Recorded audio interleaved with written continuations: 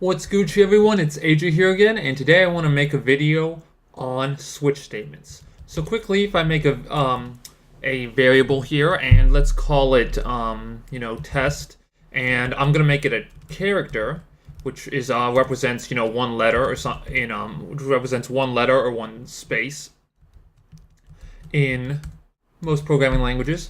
So, and the way to do a switch statements is actually pretty easy. You start with the switch keyword.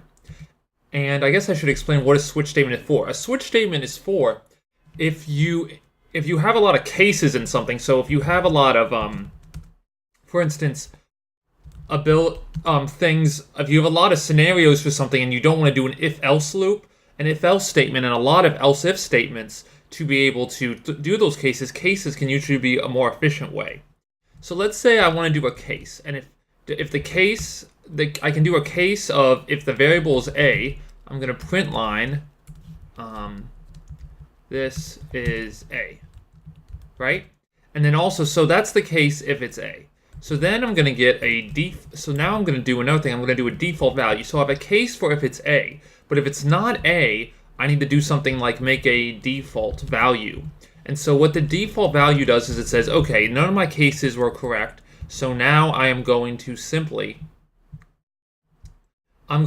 go through all of this. I'm going to simply, go through all this and play it. I'm going to go through this switch case. Is it A? Oh, if it is A, print this out. If it's not, do the default. So as you can see here, it printed out this is A. And if I make this B, hopefully it printed out not A. So something you can also do is if I want to make multiple cases here, I can by adding a comma. So what I did here is that now I've said, okay, for the case of if it's A, if test is case A or B, that's what it's testing against, this variable you pass in at the top of the switch statement.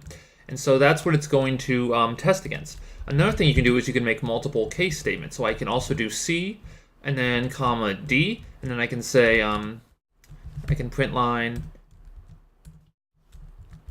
this is C or D. And so there you go. So now I have basically all you need to know for a switch statement. Wow, that looks kind of stupid. Sorry that looks so bad, guys.